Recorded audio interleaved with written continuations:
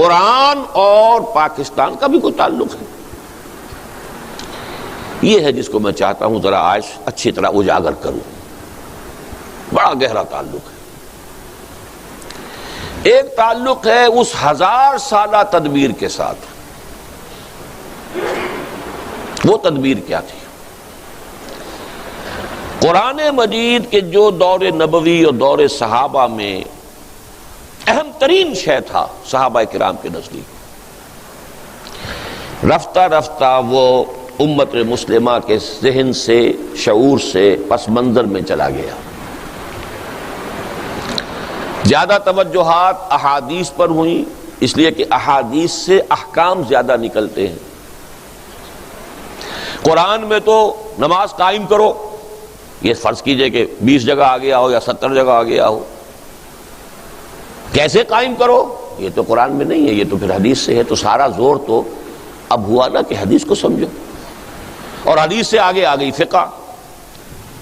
اسلامی حکومت قائم ہو گئی ہے تو اب فقہ سب سے اہم شے ہے. مقدمات کے فیصلے کرنے ہیں، معاملات طے کرنے ہیں.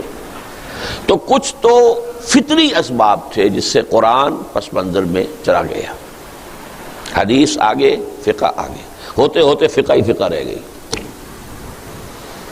یہ تو حدیث بھی بہت عرصے کے بعد زندہ ہوئی ہے، اس سے تعلق جو ہے بہت عرصے کے بعد قائم ہوا ہے، ورنہ فقہ ہی فقہ.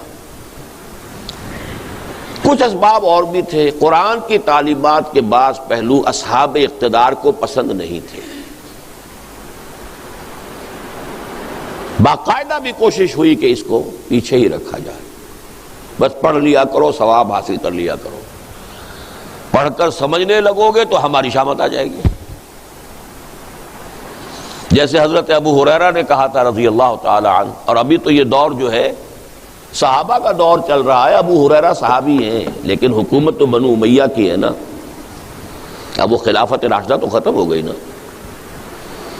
اس حکومت میں تو حادثہ فاجعہ کربلا کا بھی ہو چکا ہے، واقعہ حرہ ہو چکا ہے. مدینے کی جان اور عصمتیں حلال کر دی گئی 3 دن کے لیے، جس طرح چاہو لوٹو. لوٹنے والے بھی مسلمان تھے، کلمہ گو تھے. مدینے کے اندر بغاوت کے جراثیم ہیں، کچل دو. جو کچھ ایسٹ پاکستان میں مسلمان فوج نے کیا تھا، جو کچھ کشمیر میں ہندو فوج کر رہی ہے، وہ اس وقت مسلمانوں نے، نام نہاد مسلمانوں نے مدینے کے رہنے والوں کے ساتھ کیا. اب ان حالات میں قرآن کی اصل تعلیم کھول کر تو اپنی گردن ہی کٹوانی ہوگی نا. لہذا بخاری کی روایت ہے حضرت ابو ہریرہ کی کہ مجھے میرے حبیب سے، محمد الرسول اللہ سے علم کے 2 برتن ملے ہیں. ایک برتن میں سے تو میں خوب بانٹ رہا ہوں، تقسیم کر رہا ہوں. طہارت کے مسائل، وضو کے مسائل، نماز کے مسائل، روزے کے مسائل، حج کے مسائل، عمرے کے مسائل. اس سے کسی حکومت کو اندیشہ نہیں، خطرہ نہیں، خوب بیان کرو. لیکن ایک دوسرا برتن جو ہے اس کا منہ بھی کھول دوں تو یہ گردن اڑا دی جائے گی. انہوں نے الفاظ بھی نہیں کہے، بس اشارہ کیا، پھر یہ ہو جائے گا. کیوں؟ حکمران کیسے ہونے چاہیے، مسلمانوں کے قائدین کیسے ہونے چاہیے، ان کی صفات کیا ہونی چاہیے، بیت المال کی کیا حرمت ہے، کیا اسے ذاتی عیاشیوں پہ صرف کیا جا سکتا ہے. یہ باتیں اگر ہم نے بیان کرنی شروع کر دی، ذرا بیان کیجئے تو سعودی عرب میں بیان کریں گے تو گردن اڑ جائے گی. وہ تو آج بھی ہمارے سامنے نگاہ موجود ہے نا، نگاہوں کے سامنے. تو قرآن کچھ تو خود بخود پیچھے اور کچھ پیچھے کر دیا گیا. اب وقت کا مجھے احساس ہے، ورنہ میں واقعہ آپ کو سناتا. یہاں تک ہوا ہے شاہ جہان کے دربار میں عیسائیوں کا اور مسلمان علماء، درباری علماء کا مناظرہ ہوا، پادریوں کا. اب ظاہر بات ہے کہ جو درباری عالم ہے وہ کوئی عام آدمی تو نہیں ہے، وہ تو رفتہ رفتہ ترقی کر کے بہت بڑی مشکل سے کوئی دربار میں پہنچتا تھا. کوئی ایرا غیرہ نتھو خیرہ، کوئی ابھی جس نے پاس کیا سند لیے وہ تو نہیں پہنچ جائے. ان چوٹی کے علماء کا حال یہ تھا ہندوستان میں کہ ایک پادری نے ایک آیت قرآن کی پڑھی اور اس سے کوئی دلیل جو ہے قائم کرنی چاہیے اپنے حق میں. تمام علماء نے کہا یہ قرآن میں نہیں ہے آیت، یہ نہیں ہے، تو جھوٹ بول رہے ہو. انہوں نے کہا منگاؤ قرآن، قرآن کھول کر دکھایا، دیکھو یہ آیت ہے۔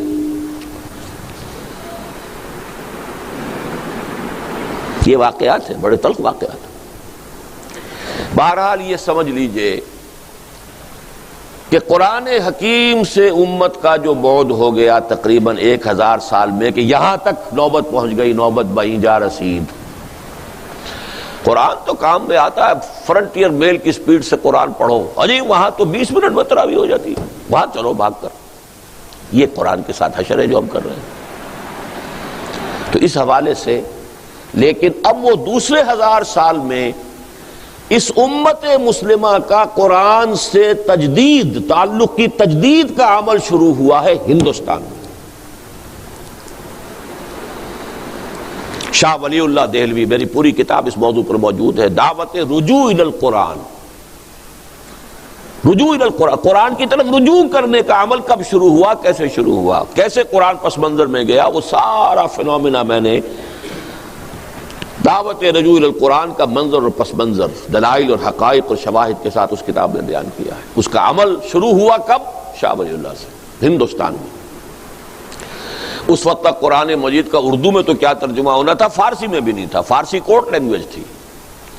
شاہ ولی اللہ پہلا شخص ہے جس نے فارسی میں ترجمہ کیا، اور علماء ان کے خلاف اتنی زبردست شورش کر کے کھڑے ہو گئے، گویا کہ کفر کیا انہوں نے، ترجمہ کرتا ہے قرآن کا۔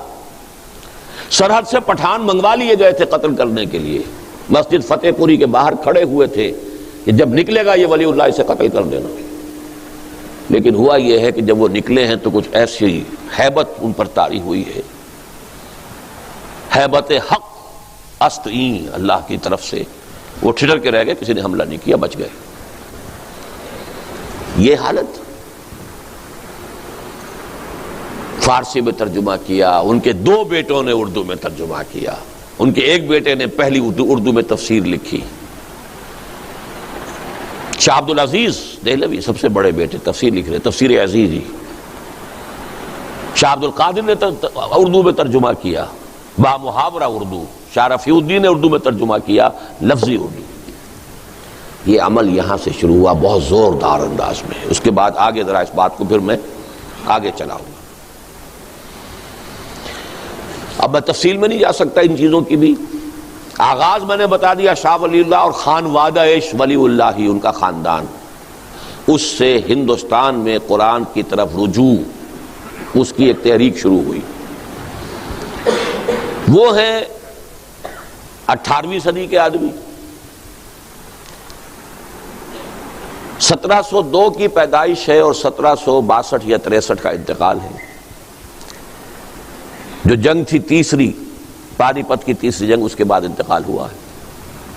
اور وہ جنگ ہوئی بھی تھی کہ انہوں نے بلایا تھا احمد شاہ ابدالی کو کہ مرہٹہ طوفان جو اس وقت ہندوستان میں ہے، ہندوستان میں کوئی مسلمان ایسا نہیں ہے طاقتور، کوئی راجہ یا نواب یا کوئی اور عسکری قوت ایسی نہیں ہے کہ جو اب ان مرہٹوں کا مقابلہ کر سکے، تمہیں آنا چاہیے۔ تب وہ آیا تھا، پانی پت کی تیسری جنگ۔ لیکن جو دعوت رجوع القرآن کا سلسلہ شروع ہوا ہے، اس میں پھر 19ویں صدی میں کیا کام ہوا، اب میں اس تفصیل میں نہیں جا سکتا، جسے شوق ہے میری کتاب پڑھے۔ 20ویں صدی میں یہ کام 2 زبردست آدمیوں نے کھڑا شروع کیا ہے ہندوستان میں، جن میں سے سب سے اہم اقبال۔ میری کتاب ہے علامہ اقبال اور ہم، اس میں میں نے 4 چیزیں واضح کی ہیں۔ رومی ثانی اقبال ہے۔ مولانا رومی کی مثنوی کے بارے میں یہ کہا، کسی نے کہا، بہت اونچے شاعر نے کہا، مثنوی مولوی معنوی ہست قرآن در زبان پہلوی۔ قرآن کی تعبیر، اس کے بڑے غامض حقائق کی تعبیر فارسی شعر کے پیرائے میں، یہ مثنوی ہے۔ اور یہی بات اقبال کے بارے میں جلندر کے ایک فارسی شاعر گرامی جلندری نے کہی ہے، در دیدہ مانی نگراں حضرت اقبال، پیغمبری کرد و پیمبر نہ تماں شد۔ جو لوگ حقائق سے واقف ہیں ان کی نگاہوں میں تو اقبال کا مقام یہ ہے کہ اس نے پیغمبری کی ہے، بھائی مانا کہ قرآن کی، اب پیغمبر عثمانی میں تو کوئی نہیں آئے گا، لیکن یہ کہ پیغمبر نہ تو وہاں گفت کہا نہیں جا سکتا انہیں پیغمبر، لیکن جو کام پیغمبروں کا ہے یا مجددین کا ہے وہ انہوں نے کیا ہے۔ بہرحال میرے نزدیک عظمت قرآن کا سب سے بڑا نشان اس صدی میں، اس دور میں اقبال ہے۔ اگر کوئی مولوی بیچارہ عالم دین قرآن کی مدح کرے، قرآن کی تعریف کرے تو ٹھیک ہے، اس نے تو ساری عمر اسی میں بتائی ہے، یہی پڑھا ہے، لیکن جس نے کہ کالج میں تعلیم حاصل کی، مشن سکول میں پہلے تعلیم حاصل کی، پھر مشن کالج میں کی، پھر گورنمنٹ کالج لاہور میں کی، پھر وہ گیا ہے انگلینڈ گیا ہے، پھر جرمنی گیا ہے، مشرق اور مغرب کے فلسفے کھنگال کر اور اب قرآن کی عظمت کا اقرار کر رہا ہے، تو زمین و آسمان کا فرق ہو گیا۔ نہ کہیں جہاں میں اما ملی جو اما ملی تو کہاں ملی میرے جرم خادہ خراب کو تیرے عفو بندہ نواز میں۔ اس کا کلیم یہ ہے کہ میرے سارے فکر کا منبع اور سرچشمہ قرآن ہے۔ حضور مناجات بحضور رحمت للعالمین، حضور کے سے ایک گزارش کرتے ہوئے یہاں تک کہا ہے، گر دلم آئی نئے بے جوہر است ورب حرفم غیر قرآن مزمر است پردہ ناموس فکرم چاک کن این خیاباں راز فکرم پاک کن۔ اے نبی، اگر میرا دل جو ہے آئینہ بے جوہر ہے، ایسا شیشہ ہے جس کے اندر چمک دمک ہے ہی نہیں، اور اگر میرے کلام میں اور میرے پیغام میں قرآن کے سوا کوئی شے آ گئی ہے تو میرے فکر کے ناموس کا پردہ چاک کر دیجئے، گویا کہ میں پھر ایک کانٹا ہوں اس شاہراہ پر، اس گلشن میں، اس کو پاک کر دیجئے، اس کانٹے کو نکال کر پھینک دیجئے، یہاں تک کہ روز محشر خار و رسوا کن مرا بے نصیب از بوسہ پاکن مرا۔ اگر ایسا ہے تو محشر میں، میدان حشر میں مجھے ذلیل و رسوا کیجیے گا اور اپنے قدم بوسی سے محروم کر دیجیے گا۔ رومی ثانی سب سے بڑا داعی قرآن اس صدی کا اقبال ہے۔ گر تمہیں خواہی مسلمان زیستن نیست ممکن جزب قرآن زیستن، اور یہ قرآن ہے کیا؟ کتاب زندہ قرآن حکیم، حکمت او لا یزال است و قدیم، حرف اورا ریب نے، حرف اورا ریب نے، تعویل نے،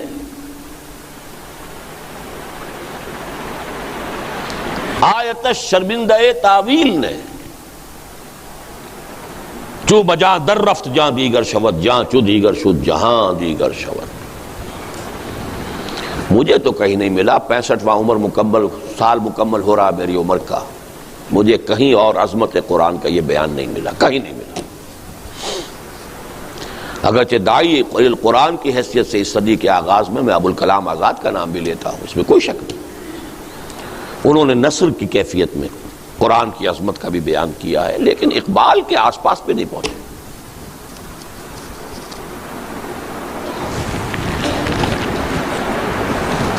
اور یہاں میں آپ کو دو گواہیاں دینا چاہتا ہوں عالم اسلام کے دو مسلمان مفکرین کی اس صدی کے، ایک عرب ایک ایرانی۔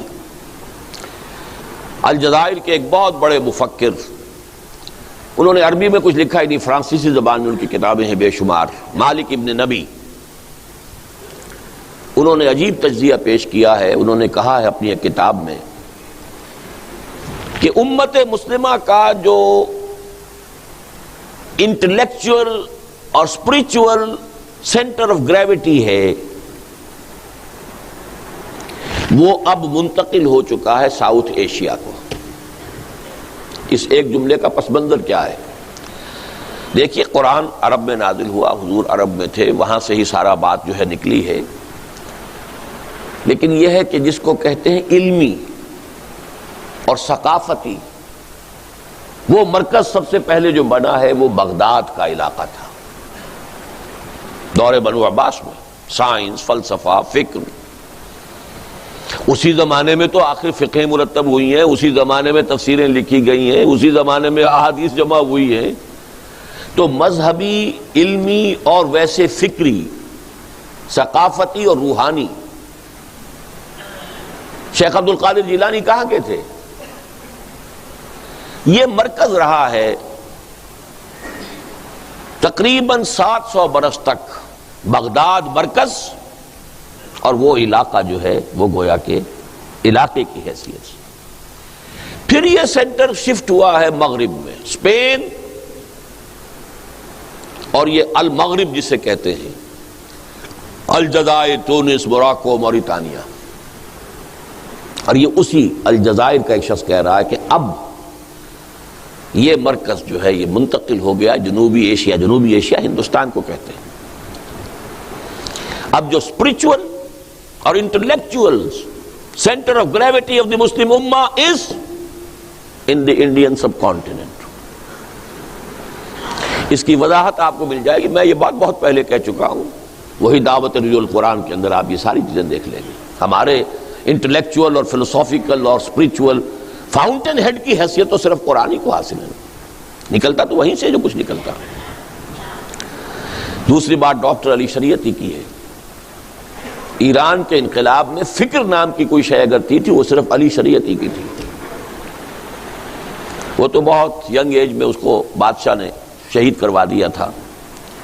اس کے بہت عرصے کے بعد پھر یہ علماء کی ایک جو ہوئی ہے اپرائزنگ ہوئی ہے، اس سے انقلاب آیا ہے، اور اس کے پیچھے کوئی فکر نہیں تھا۔ فکر اگر تھا کسی درجے میں تو علی شریعتی کے تھا، ورنہ خود آیت اللہ خمینی کو مفکر نہیں تھے۔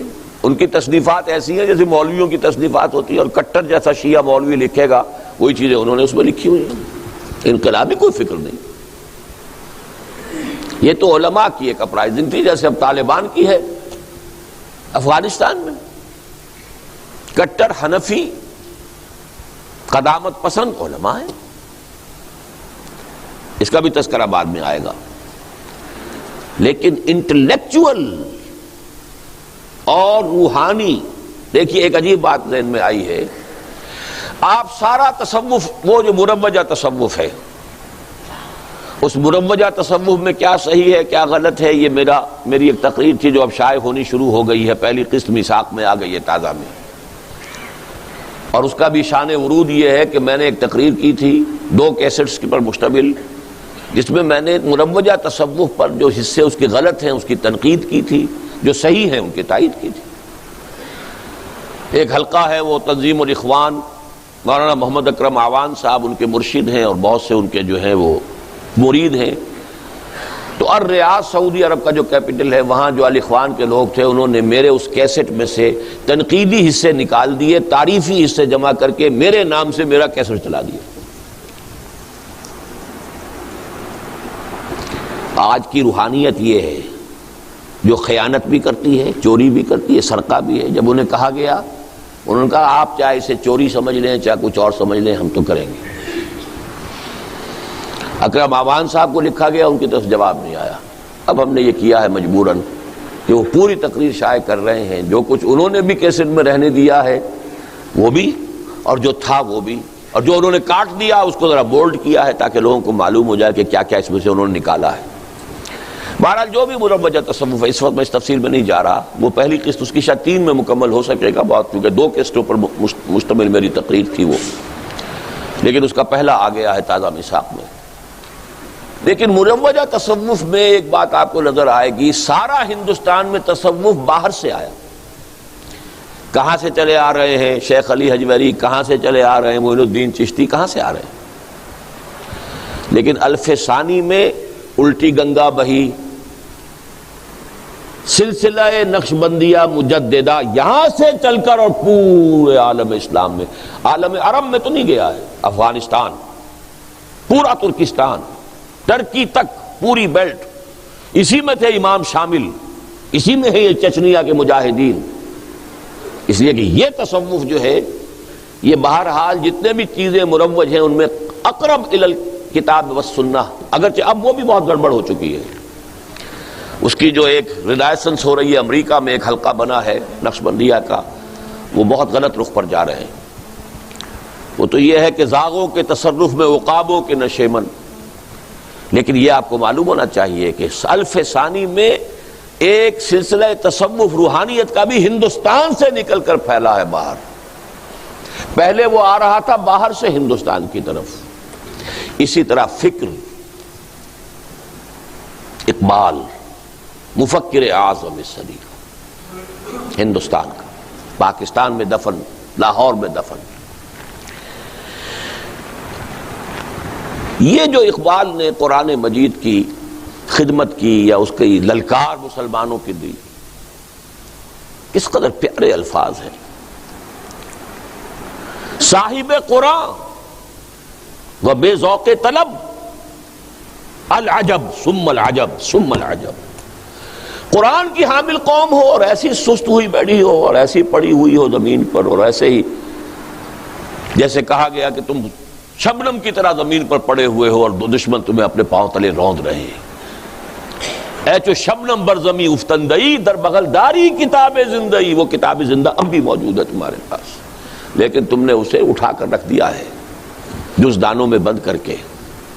پڑھتے ہو تو حصول ثواب اور ایصال ثواب اللہ اللہ خیر صلی اللہ. بآیات اشترا کار جزی نیست کہ از یاسین او آساں بمیری.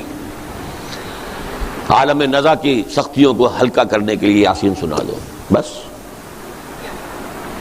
اے کہ می نازی بقرآن عظیم، تا کجا در حجرہا باسی مقیم. اے قرآن کی حامل قوم، کب تک حجروں کے اندر بیٹھے رہو گے؟ در جہاں اسرار دیرا فاش کن، نقطۂ شرع مبینہ فاش کن. پوری دنیا میں دین کے اسرار کو عام کرو، اور دین متین اور شرع متین کے جو اصل نکات ہیں، جو اصل حقیقت ہے، جس کی بنا پر یہ رحمت للعالمین، اللہ حضور کی رحمت للعالمینی کا سب سے بڑا منصب ہے، اسے عام کرو. نکل کر خانقاہوں سے ادا کر رسم شبگیری. یہ ساری للکاریں آپ نے سنی، کسی اور کے ہاں سنی؟ قرآن کے حوالے سے کہہ رہا ہوں. باقی کسی اور حوالے سے کوئی قومی مسئلہ ہے، کوئی سیاسی مسئلہ ہے، پاکستان کا مطلب کیا، لا الہ الا اللہ، یہ چیزیں اور ہیں.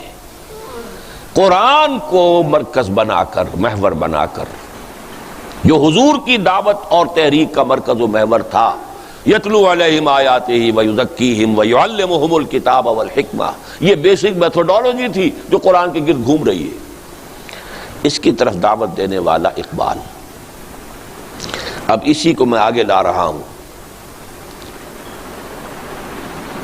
وہی عمل ہے جو علامہ اقبال کے ایک ادنا اور ناچیز عقیدت مند بھی کہہ لیجئے، خوشہ چین بھی کہہ لیجئے، میں اپنا مقام اس سے زیادہ نہیں سمجھتا.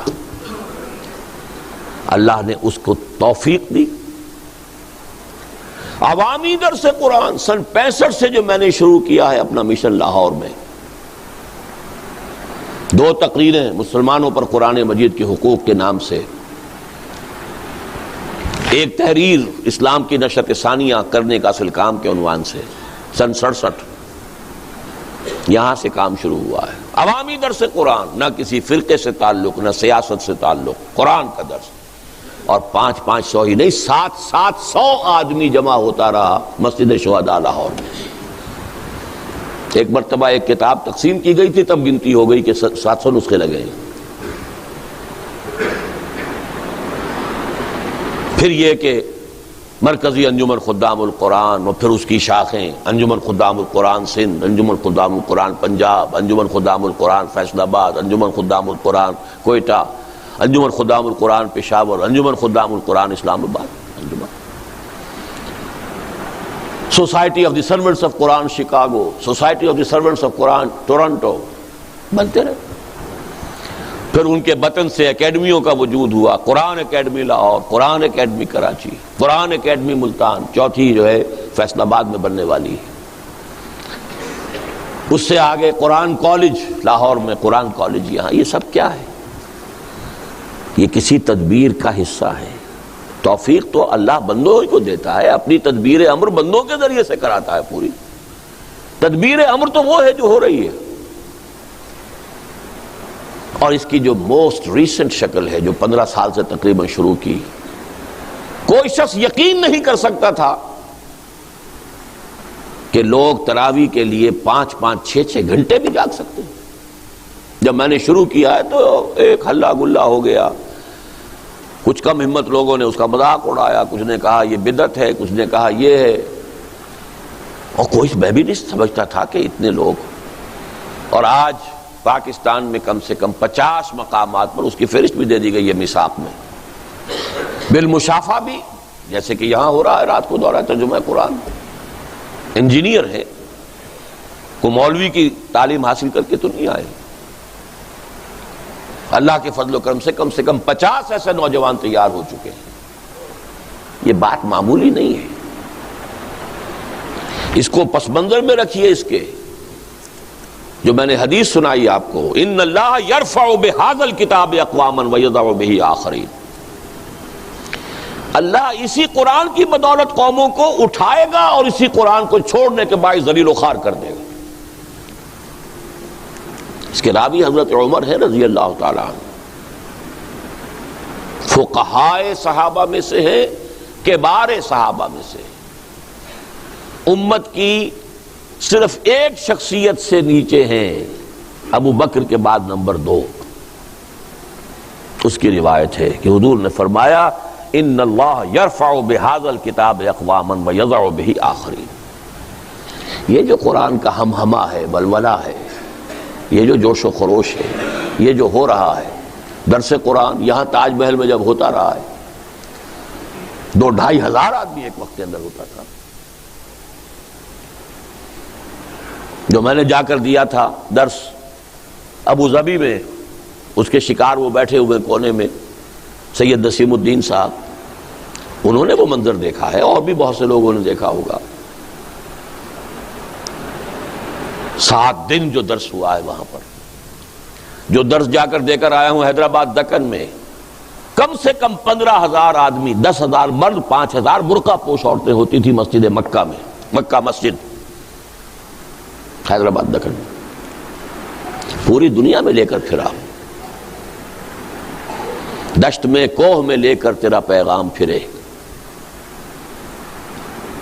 شکاگو میں تربیت گاہ ہو رہی ہے، پورے قرآن مجید کا دورہ ترجمہ قرآن ہو رہا ہے. اگرچہ آدھا کر سکا تھا، پورا نہیں ہو سکا تھا، باقی جو ہے آدھا کرنے کے لیے گیا تھا، لیکن صحت نے جواب دے دیا، میں واپس آنے پہ مجبور ہو گیا. وہ ایک علیحدہ مسئلہ ہے، میں اس میں کوئی وقت ضائع نہیں کرنا چاہتا. تو یہ جو ہے قرآن مجید کا کام. اور جن 2 آدمیوں کا میں نے نام لیا تھا جن کو داعی قرآن کی حیثیت سے اللہ نے کھڑا کیا، ان دونوں نے ایک اٹیمپٹ کی اور دونوں اٹیمپٹس ناکام ہو گئیں. اللہ نے وہ اٹیمپٹ جو ہے پوری کروانا میری تقدیر میں لکھا ہوا تھا. تقدیر تو اس کی ہے. علامہ اقبال نے بنوایا دارالاسلام،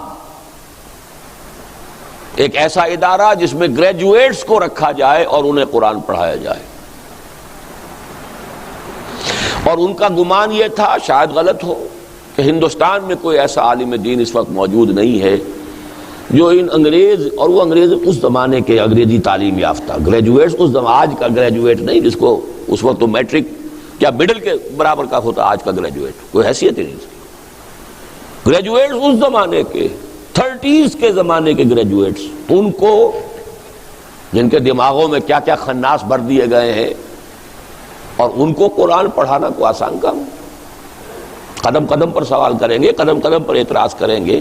تو کوئی ایسا شخص چاہیے جو روشن دماغ ہو، جدید اور قدیم پر نظر ہو، مغربی فکر و فلسفے پر بھی نظر ہو، عربی زبان کے گہرا علم ہو. تو ہندوستان میں کوئی نظر نہیں آیا تو ایک درخواست بھجوائی الازہر یونیورسٹی کہ ہمیں کوئی ایسا عالم دیجیے جو گریجویٹس کو قرآن پڑھا کر انہیں مطمئن کر سکے. وہاں سے بھی معذرت آ گئی کہ ایسا کوئی آدمی ہمارے پاس بھی موجود ہے. لہذا وہ عمارتیں بن گئی تھی دارالاسلام کی. وہ بس پھر اس کے بعد یہ کہ مولانا مودودی وہاں چلے گئے، جماعت اسلامی کا مرکز وہاں رہا. یہ اپنا ایک مفید کام تو ہوا، اس میں ایک وقف قائم ہو گیا تھا، لیکن یہ کہ وہ اسکیم نہیں چل سکی. اسی اسکیم کو ابوالکلام آزاد نے شروع کیا تھا ان سے بہت پہلے. کلکتہ میں دارالارشاد، قرآن کے مبلغین اور داعی پیدا کیے جائیں جو قرآن کو پوری طرح سمجھ چکے ہوں اور پھر اس کو پہنچائیں. وہاں چونکہ مولانا آزاد وہ تحریک آزادی کے اندر کود پڑے، پھر قید و بند ہے، آج بھی قید، وہ سارا کا سارا ادارہ شروع ہوا اور لیکن ختم ہو گیا. علامہ اقبال کا خواب تو شرمندہ تعبیر ہوا ہی نہیں، انہوں نے بنایا تھا دارالارشاد۔ وہ دونوں چیزیں آپ کو اس کتابچے میں، مسلمانوں پر قرآن مجید کے حقوق نامی کتابچے میں پیچھے ان کی کچھ وضاحت مل جائے گی، لیکن یہ کہ اللہ تعالیٰ نے قرآن اکیڈمی کے عنوان سے وہی ادارہ، وہی فکر، گریجویٹس کو ہم نے رکھا ہے، ایم ایز کو بلایا ہے، عربی بنیادی پڑھائی ہے، قرآن پڑھایا ہے، فیلوشپ اسکیم شروع کی تھی، اب 1 سالہ کورس ہے جس میں امریکہ سے لوگ آ رہے ہیں، شامل ہوتے ہیں، پڑھتے ہیں، جاتے ہیں، مطمئن ہو کر جاتے ہیں، الحمدللہ ثم الحمدللہ۔ یہ سارا جو میں عرض کر رہا ہوں، ہم ہما، غلغلہ، ولولہ، یہ کوئی ایسا تو نہیں ہے، قرآن ایسی کوئی بیکار اور حقیر چیز تو نہیں ہے کہ قرآن مجید کا یہ ذوق و شوق ہو اور پھر کوئی نتیجہ نہ نکلے۔ البتہ یہ کہ وقت لگتا ہے، اپس اینڈ ڈاؤنز آتے ہیں۔ حضور کی محنت 10 برس کی تھی تو بمشکل 125 آدمی آئے تھے سن 10 نبوی میں، اس کے بعد ایک طوفان آ گیا۔ یہ ہوتا ہے۔ غزوہ احد کے وقت محسوس ہوتا تھا کہ گئے، ساری دھاک جو غزوہ بدر کی بیٹھی تھی ختم ہو گئی، لہذا چڑھ کر آ گئے 12,000 کا لشکر چاروں طرف سے، گویا کہ اب آخری جو ہے ختم کرو، اس چراغ کو بجھا دو، لیکن نتیجہ کیا نکلا؟ تو اپس اینڈ ڈاؤنس تو آتے رہتے ہیں، اس کی فکر نہ کیجیے، لیکن اس وقت see through the history, the historical process, 1000 برس کی اس منصوبہ بندی میں، الف ثانی میں جنوبی ایشیا اور یہ بر عظیم پاک و ہند کروشل اس کی حیثیت ہے۔ شیخ احمد سرہندی، عبدالحق محدث دہلوی، شاہ ولی اللہ دہلوی، سید احمد بریلوی، علامہ اقبال، شیخ الہند، مولانا مودودی، مولانا الیاس رحمہم اللہ، ان کے برابر کی کوئی شخصیت پورے عالم اسلام میں آپ کو نظر نہیں ہے، اپنے اپنے میدان میں۔ اور اس کام کو اللہ کے فضل و کرم سے 32 برس ہو گئے اب مجھے کہ میں نے اس میں اپنا بیشتر اور بہتر وقت لگایا ہے، نتائج نکلیں گے۔ اس سے آگے بڑھ کر وہ کام جس کا خواب علامہ اقبال نے آخری عمر کے سال میں دیکھا 35-36 میں، وہ بھی ان کی زندگی میں اس کا آغاز نہیں ہو سکا۔ یہ حال ہی میں یہ راز فاش ہوا ہے، ڈاکٹر برہان احمد فاروقی نے، مرحوم ہیں اب، اللہ تعالیٰ ان کی مغفرت فرمائے، زندگی کے آخری ایام میں جو ایک بہت بڑا قرض ادا کر دیا ملت اسلامیہ پاکستان کا، کہ اپنی وہ کتاب لکھ دی جس میں وہ پورا راز جو اب تک سربستہ تھا، مجھے معلوم نہیں تو ایک عام آدمی کو کیسے معلوم ہوگا جس کا اقبال کا کوئی مطالعہ ہی نہیں؟ مجھے بھی معلوم نہیں تھا کہ آخری دنوں میں ایک جماعت بنانا چاہتے تھے بیعت کی بنیاد پر، خالص دینی جماعت، امارت کی بنیاد پر، جمہوری نہیں۔ گویا کہ ان کا فکر یہ تھا کہ ایک ہے پولیٹیکل پروسیس، وہ چلنا چاہیے، وہ چل رہا ہے، مسلم لیگ کر رہی ہے اس کو، لیکن یہ قومی سیاسی تحریک کے ذریعے سے اسلام نہیں آ سکتا۔ جو بات مولانا مودودی نے کہی وہ 100% صحیح کہی۔ اسلامی حکومت کیسے قائم ہوتی ہے؟ چھوٹا سا پمفلیٹ اگر مل جائے تو پڑھیے۔ قومی سیاسی تحریک سے قومی ریاست تو قائم ہو سکتی ہے، اگر بیج جو کا ہے تو جو ہی پیدا ہوگا، گندم کیسے ہو جائے گی؟ گندم از گندم میں رویت، جو سے جو۔ تو قومی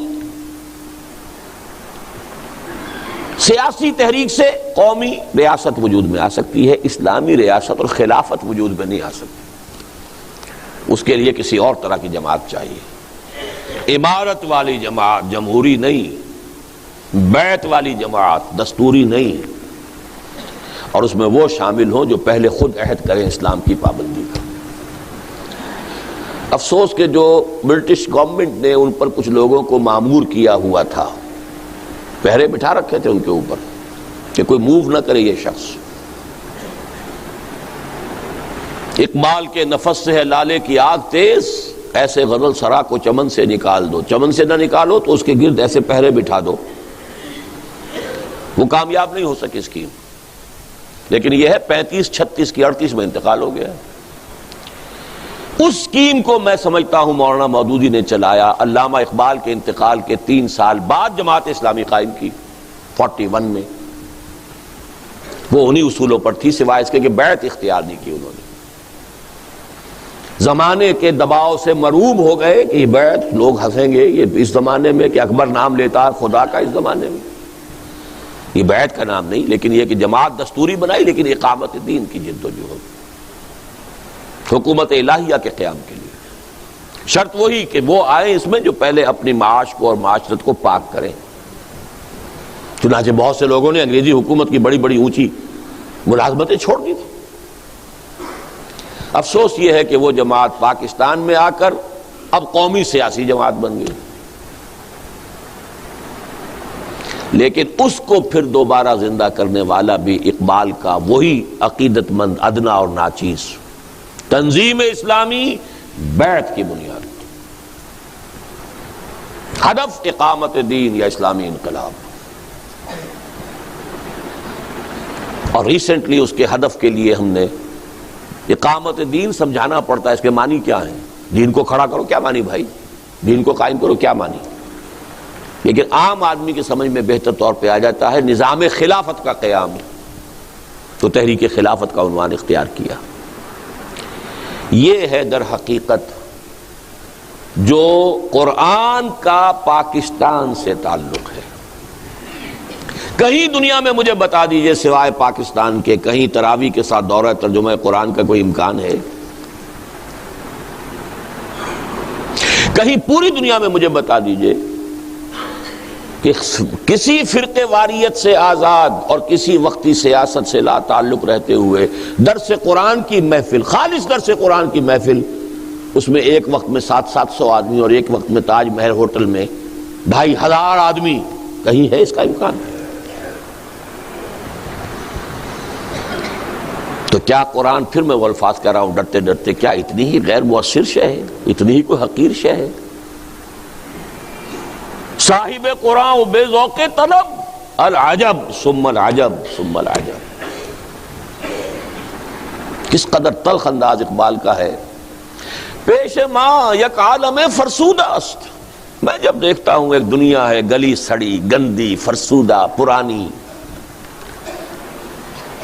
ملت اندر خاک وہ آسودہ است، اور جو امت مسلمہ ملت اسلامی ہے وہ اس کے خاک میں پڑی ہوئی ہے اور آسودہ ہے، خوش ہے، یعنی اس گلے سڑے پرانے عالم میں بھی وہ اور نیچے پڑی ہوئی ہے۔ رفت سوز سینہ تاتار و کرد، عربوں کا جوش و خروش جب کم ہو گیا تھا الف اول کے دوران، الف اول عروج عربوں کا، زوال عربوں کا وہ پہلے 1000 سال میں مکمل ہو چکا تھا۔ اس کے بعد کون آئے؟ کرد آئے۔ صلاح الدین ایوبی کون تھے جنہوں نے لیا بیت المقدس واپس؟ کرد۔ پھر تاتاری آئے۔ ترکان عثمانی کون تھے؟ تاتاری تھے۔ اب وہ بھی ختم ہوئے، عرب تو گئے تھے، یہ بھی گئے۔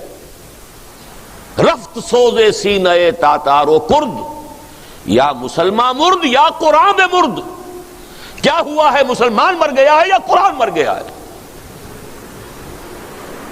اس تلخ انداز میں کسی نے جھنجھوڑا ہوگا؟ اور یہ پوری تاریخ کا ایک خلاصہ نکال کر دکھا دینا۔ بہرحال یہ تعلق جو ہے وہی اقبال مصور پاکستان ہے، وہی اقبال مبشر پاکستان ہے، وہی اقبال مفکر پاکستان ہے۔ تو قرآن کا اور پاکستان کا کوئی تعلق ہے کہ نہیں؟ بہرحال جو ٹائٹل تھا میری آج کی گفتگو کا، رمضان، قرآن اور پاکستان کا باہمی ربط و تعلق،